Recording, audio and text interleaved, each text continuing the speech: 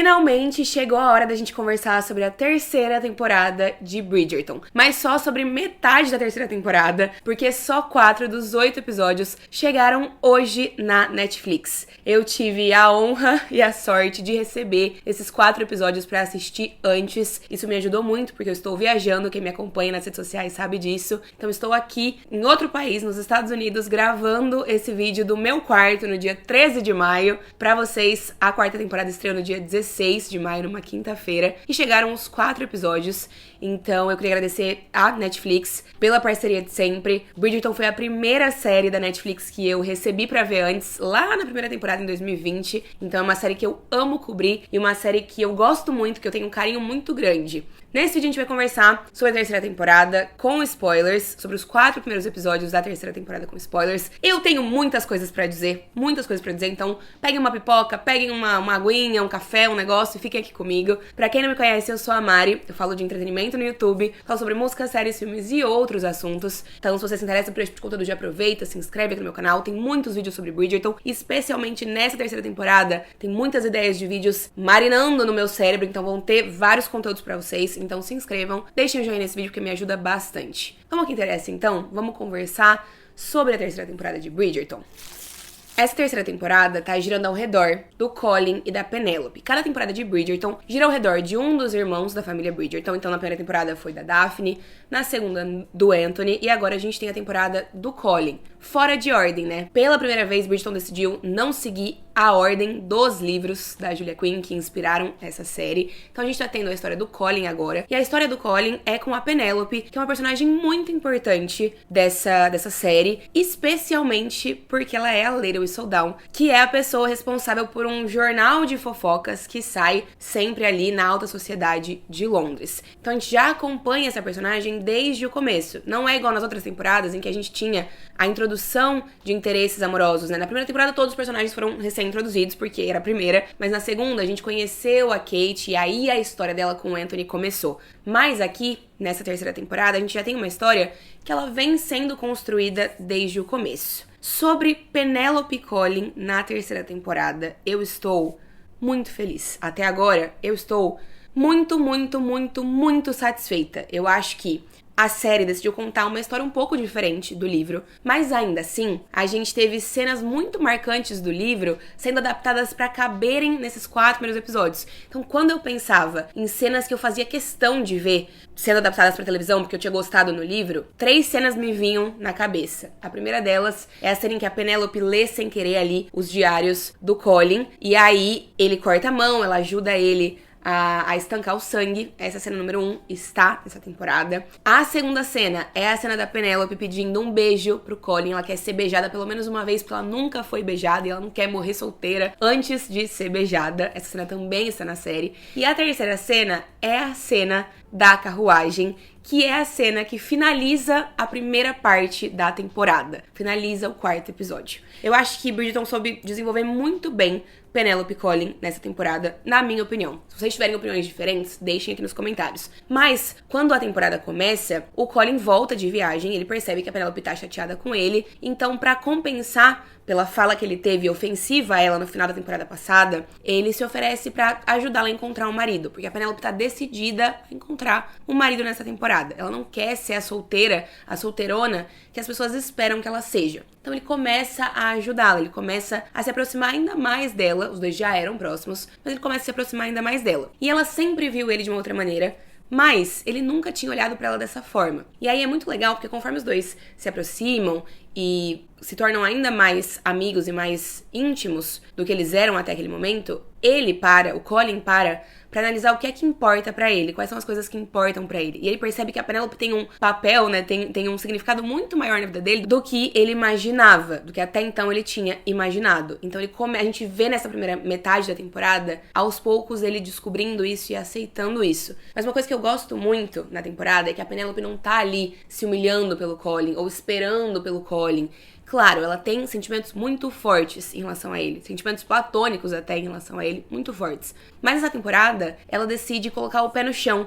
Ela não tá ali esperando que ele se apaixone por ela. Ela tá em busca de um marido e ela começa a olhar pra outros lugares. Ela tem um grande interesse amoroso nessa temporada, que é o Lord Deblin. Ele é considerado por muitos ali um pouco esquisito, porque ele é muito apaixonado pela natureza e tudo mais, mas ele decide começar a cortejar a Penélope. Inclusive, tem ali uma espécie de dinâmica com a Cressida Cowper também, porque ela também quer ser cortejada pelo Lord Deblin. A gente vai falar sobre a Cressida daqui a pouco, eu não quero misturar muito, quero ir por partes. Mas eu gosto de ver a Penélope olhando pra outros lugares. E eu gosto de ver o Colin com ciúmes da Penélope por estar olhando pra outros lugares. Porque durante anos, durante todos os anos em que eles se conhecem, ela esteve sempre ali. Ela só tinha olhos pra ele, ela tava apaixonada por ele. Mas é bom ver as coisas se invertendo. É bom ver o Colin olhando pra Penélope, aprendendo a olhar pras coisas todas de outro jeito, pro que o cerca de outro jeito e principalmente pra Penélope de outro jeito. Então a gente tem essa jornada do personagem ao longo desses 4 primeiros episódios, dele descobrindo seus sentimentos e por fim, então, no final do 4º episódio, decidindo abrir, né? Decidindo contar pra Penélope o que ele tá sentindo. Então, ele arruína ali um momento entre a Penélope e o Lord Deblin. Ele tá praticamente prestes a pedi-la em casamento. Ele vai pedir-la em casamento. Ele já pediu a bênção da mãe dela. Então, ele tá realmente prestes a pedi-la em casamento. Mas aí o Colin vem, pede pra conversar com ela, causa uma situação, o Lord Deblin entende que existem sentimentos ali. A Penélope fica chateada com a conversa que ela tem com o Lord Deblin.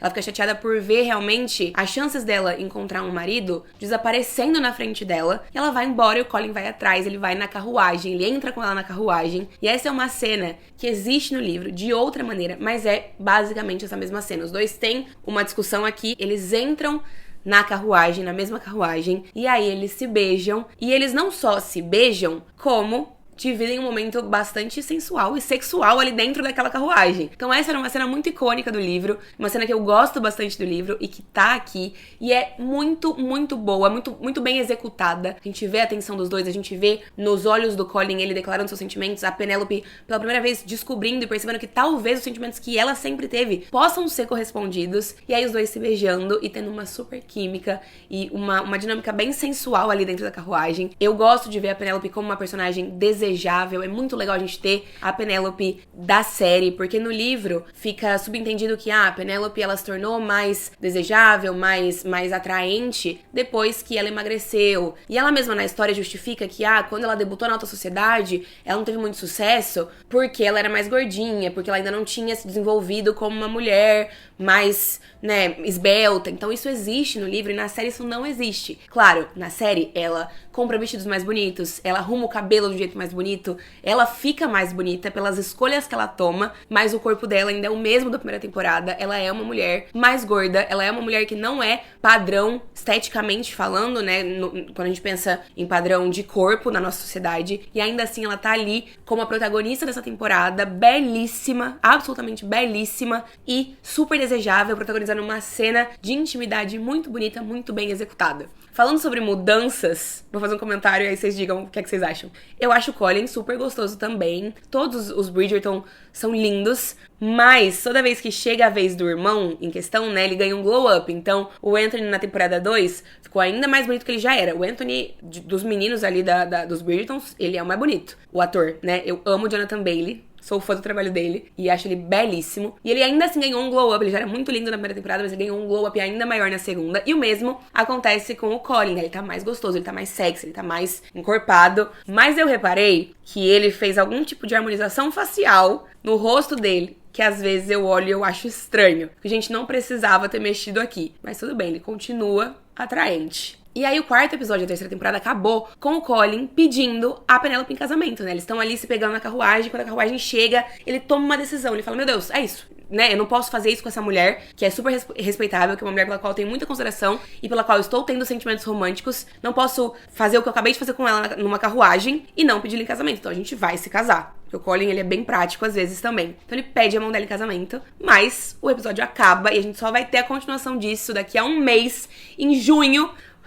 porque a Netflix dividiu essa temporada em 2 partes. Mas eu não vou reclamar, porque eu acho que vai dar pra gente aproveitar muito bem esses 4 episódios, falar muito deles, e aí depois a gente volta pra conversar sobre os 4 próximos episódios. Mas é mais ou menos isso que acontece em relação ao Colin e a Penélope nessa temporada. E aí, diante disso tudo, eu acho que a segunda metade da temporada vai focar numa outra questão. Na questão da Penélope ser a Lady Whistledown. Eu acho que isso vai ser o grande problema, o grande conflito da segunda parte. Porque o Colin precisa descobrir que a Penélope é a Lady Whistledown. Eu não quero que toda a sociedade descubra agora. Não quero. Mas eu acho que o Colin, especificamente, precisa descobrir, porque senão ela não pode casar com ele sendo desonesta com ele, né? E acho que isso vai ser intenso, porque no final do primeiro episódio dessa temporada, ele fala que ele jamais perdoaria a Lady Whistledown pelo que ela fez com a Marina na primeira temporada e com a Heloise na segunda. Então o Colin vai ter que descobrir que a Penélope é a Lady Whistledown, entender as motivações dela nos 2 cenários e fazer as pazes com isso e perdoá-la. Isso vai gerar um conflito, com certeza. Falando então da Heloise, por conta do que aconteceu na segunda temporada, a Heloise e a Penélope não estão em bons termos, elas não estão se falando, elas estão brigadas. E a grande questão da Heloise nessa primeira parte da temporada é que ela se tornou amiga da Cressida Cooper, que não é uma personagem da qual a gente gosta muito. Mas eu acho que a primeira metade da temporada, ela traz mais profundidade, mais camadas pra Cressida enquanto personagem. A gente descobre que muito do jeito que ela age, das coisas que ela fala e faz, vem da pressão que ela tem em casa, vem da falta de acolhimento que ela tem em casa, dos pais. O pai dela é muito grosso, é muito exigente e exige muito dela, e por consequência ele exige muito da mãe, e a mãe também exige dela, então isso gera uma bola de neve, né? Então eu acho que a temporada traz uma profundidade maior pra essa personagem, e aí desenvolve a amizade dela com a Heloise, mas é uma amizade que eu não gosto, e eu sei que muitos de vocês também não, principalmente porque a Cressida tratou a Penélope, especificamente, muito mal ao longo dos anos. Tem um momento nessa temporada que eu acho que é injustificável, porque ela tá ali meio competindo com a Penélope pela atenção do Lord Devlin, e até aí, beleza, é ruim, rivalidade feminina, é ruim, mas acontece. Só que o momento em que a Cressida pisa de propósito no vestido da Penélope pra rasgar, pra humilhá-la, esse é um momento que eu acho que é injustificável, que eu acho que a personagem passa do ponto, né? Tudo bem, você tem uma família ruim, muitas pessoas têm, nem por isso elas são otárias e filhas da puta com os outros. E aí, ver a Heloise vendo essas coisas acontecendo, e ainda assim, se mantendo amiga da Cressida, é triste pra mim. Eu acho que a Cressida é uma boa amiga pra Heloise, só que eu acho que, considerando esse cenário, considerando a relação da Heloise com a Penélope, e de tudo que elas viveram e construíram juntas, é um pouco complexo, não me deixa muito feliz. Quero ver como a segunda metade da temporada vai lidar com essa questão em específico, porque eu quero ver a Penélope e a Heloise fazendo as pazes. Eu preciso disso. E aí eu acho que vai ter, que a descoberta do Colin em relação a Lady Whistledown e tudo mais, também vai ter a ver com a Heloise, né? Acho que esses 3 personagens vão estar no centro disso na segunda temporada. É a minha aposta. Um outro plot dessa temporada que envolve também, de certa forma, a Penélope, que eu gosto bastante, é o da mãe e das irmãs da Penélope, porque estão só as 4, né? Elas não têm um parente homem, masculino, na família, e aí elas forjaram, a mãe delas forjou um documento em que o primo, que tava na segunda temporada, teria passado, então, todo o título e as propriedades da família e tudo mais pra filha da Portia, pra uma das 3, que engravidasse de um herdeiro, então um homem primeiro. Então a jornada delas nesses 4 episódios é a Portia tentando ajudar as filhas, tentando explicar pras filhas o que elas precisavam fazer e tentando colocar as duas pra dar sequência à linhagem delas, né? Enquanto a gente tem as 2 irmãs da Penélope sendo uma espécie de alívio cômico, porque uma não sabe que pra gerar uma criança é necessário penetração. Não sabe nem o que é penetração aonde, ela pergunta em determinado momento da temporada. A outra fez uma vez, transou uma vez, odiou e nunca mais fez isso durante o casamento. As duas estão casadas. Então elas trazem um alívio cômico, mas eu acho que pela primeira vez na série, essas personagens estão bem alocadas na história. Porque nas temporadas anteriores, às vezes eu sentia que elas estavam sobrando numas histórias meio megalomaníacas demais, meio complexas demais, que pra mim não ficavam tão conectadas com a parte principal da temporada. Dessa vez, eu acho que elas trazem um alívio cômico na medida certa. A história dessa temporada pra elas não é tão dramática quanto as 2 outras, né? Então, a primeira temporada era a Marina grávida de outro tentando enganar o Colin. A segunda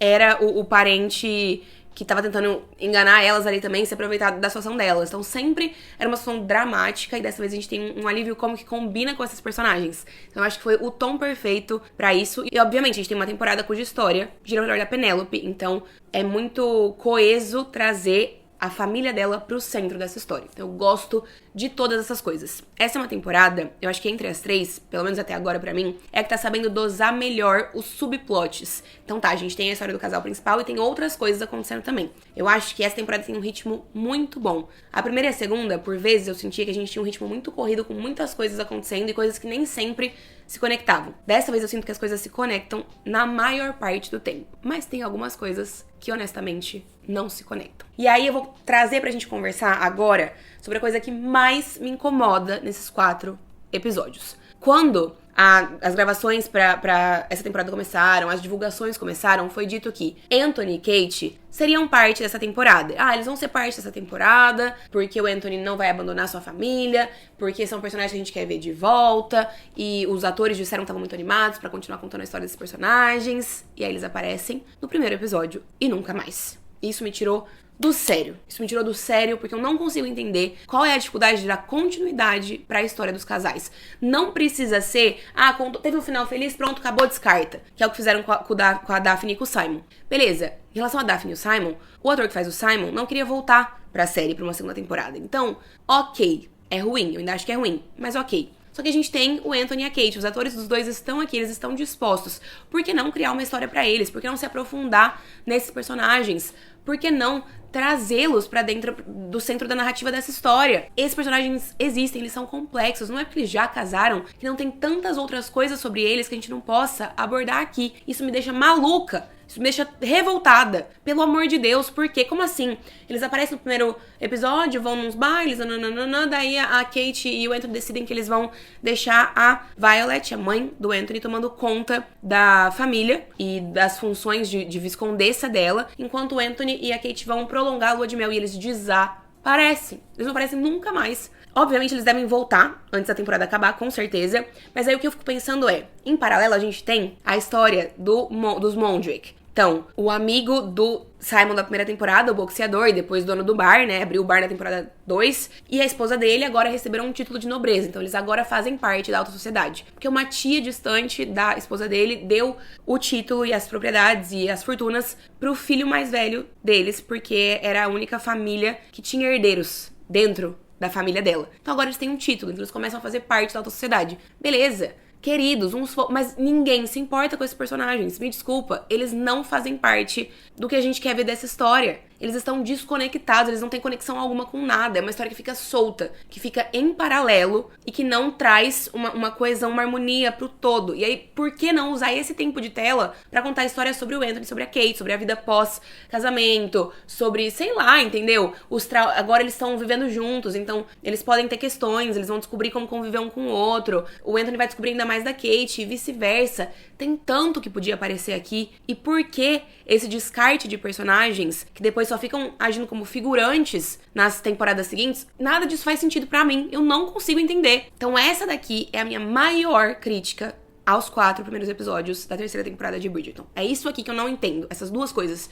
Que uma coisa deveria ser substituída pela outra pra fazer sentido e a gente ter aprofundamento nas histórias dos Bridgertons. É isso que a gente tá aqui pra assistir. Esse é o propósito dessa série. A gente gosta desses personagens, a gente quer ver mais deles. E eu não entendo porque isso não é viabilizado. Agora, em contrapartida, vamos falar sobre uma outra irmã Bridgerton que ganhou muito destaque nessa temporada, a Francesca. Para alguns de vocês que talvez não tenham compreendido quem é a Francesca, da onde ela veio, de onde ela surgiu, ela é uma das 8 irmãs Bridgerton. Ela estava ali na série desde a primeira temporada, ela apareceu na primeira e na segunda, mas ela aparecia muito pouco. Na primeira temporada ela aparece muito pouco porque ela tá ali junto com a Racing e com o Gregory, que são as duas crianças, e eles são os 3 mais novos, então a gente, né, não tava pronto ainda pra entrar nas histórias deles, assim como ainda não estamos pra história da Heist e do Gregory. Eles estavam ali, né, no fundo, aparecendo em uma cena ou outra.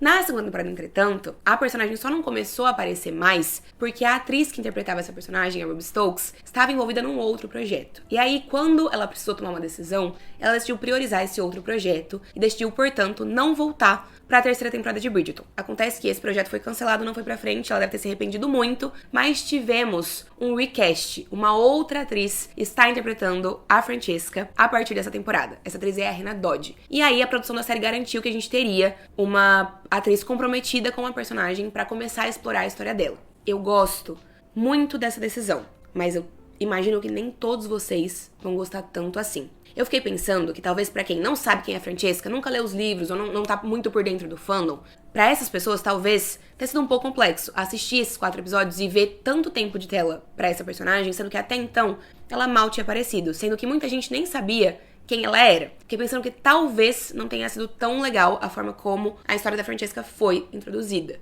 Porque não foi, né? Ela só entrou com tudo e assumiu que ela já estava ali o tempo todo, sendo que nem sempre ela estava ali. Então acho que pro público geral, talvez isso tenha sido um pouco confuso. Mas a Francesca é uma personagem que eu gosto bastante, porque o livro dela, dos Bridgertons, é o meu favorito. É um livro que eu amo de paixão, eu tô muito animada pra quando chegar o momento de contar a história do livro dela. E a série tá tendo a oportunidade de trazer elementos prévios da história da Francesca pra agora. Porque quando a história da Francesca no livro começa, ela já tem um passado que é relevante pra história dela, mas que a gente não vê acontecendo, que tá ali só descrito. Ele só é contado, mencionado pra gente e não desenvolvido. Mas aí, como a série tem esse espaço pra trazer essas coisas pra cá, tá fazendo isso muito bem. Tá introduzindo a Francesca na história, ela é uma irmã muito diferente dos seus outros irmãos, ela é mais introspectiva, mais na dela, ela gosta de música, ela não gosta muito do caos de festas e de bagunça, e por isso pra ela é muito difícil se conectar com os outros irmãos às vezes, ela é diferente deles, é isso que a temporada estabelece pra gente, mas ela tá debutando na alta sociedade e ela é o diamante da temporada, escolhido pela rainha, né? A gente viu isso acontecendo nesses 4 primeiros episódios, e ela tá em busca de um marido. E a rainha apresenta um Lorde pra ela, mas ela não se interessa muito. Ela acaba se interessando pelo John, pelo Lord Kilmartin, e isso é importante pra essa história.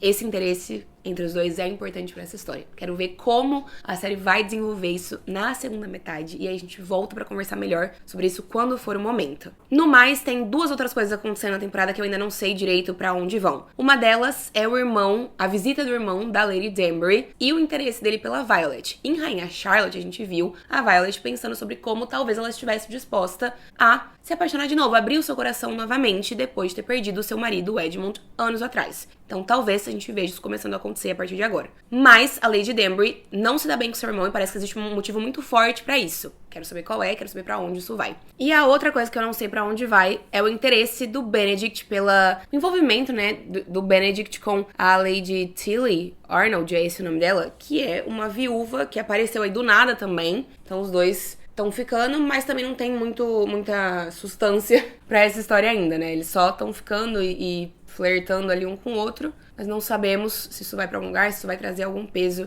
pra história em algum momento. Esses são os acontecimentos da primeira metade da 3ª temporada de Bridgerton. Eu gostei muito desses episódios, tenho uma outra questão, já compartilhei nesse vídeo com vocês, mas tô muito animada pra ver o restante dos episódios. Até lá, porque os episódios só vão ser lançados no dia 13 de junho, se eu não estou enganada, deixa eu conferir essa informação, 13 de junho.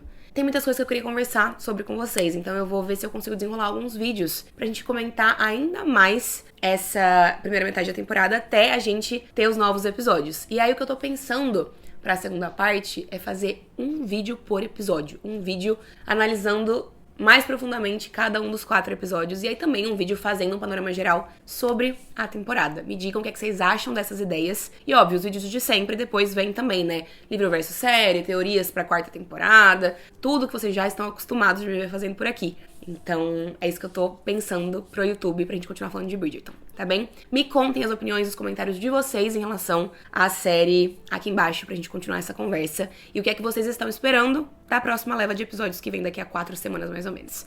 Obrigada por terem me assistido, espero que vocês tenham gostado. Um beijo e a gente se vê logo mais. Tchau, tchau!